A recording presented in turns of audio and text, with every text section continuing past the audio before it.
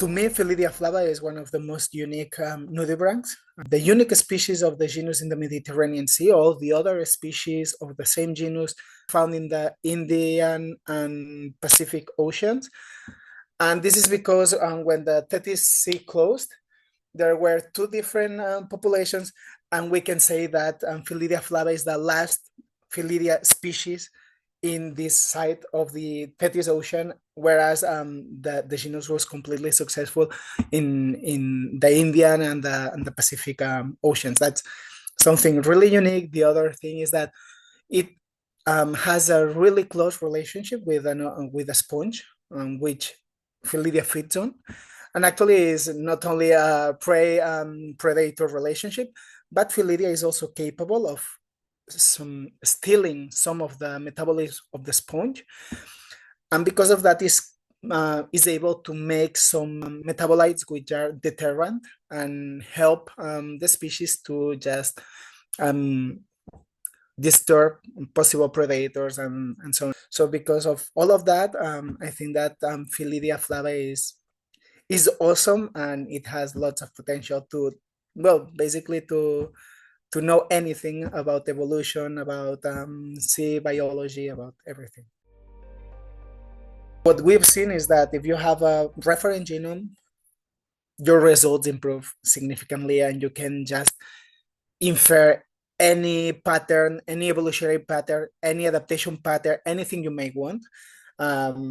So this is, for me, like the main use of the reference genome is to know, based under the umbrella of the reference genomes, gather samples from across the whole Mediterranean and try to understand the genetic richness of the species, the mechanism these species have to overcome any environmental conditions which is not the usual, such as heat waves or shifts in the salinity, wherever. For me, that's the first thing that can be done.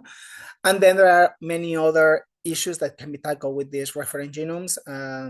Remember that this is the relic species of the genus Phyllidia in the Mediterranean, because they split from all the others many years ago. So that allows like a calibration in phylogenetic analysis. So in a certain way, you can say, okay, so this Phyllidia was split from all the others Phyllidias X years ago, when the Tethys Sea closed, and thanks to that calibration point, tackle any other question related to times and demography.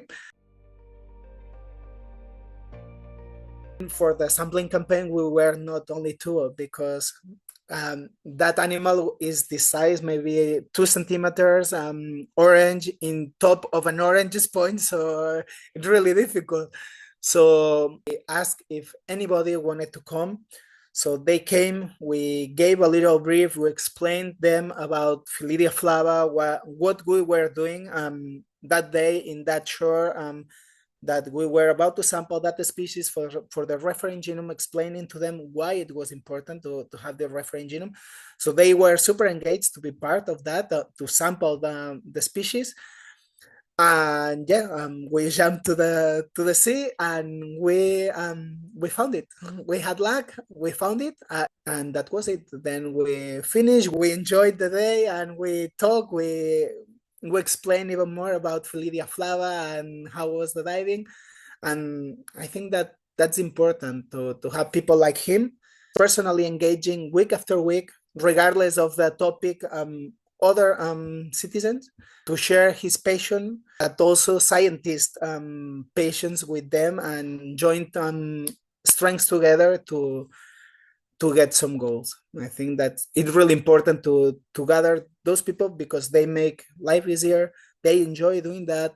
In the day of tomorrow, they will care about that species, and they will explain their experience to their families, friends, and it's a good way to share this knowledge and those concerns.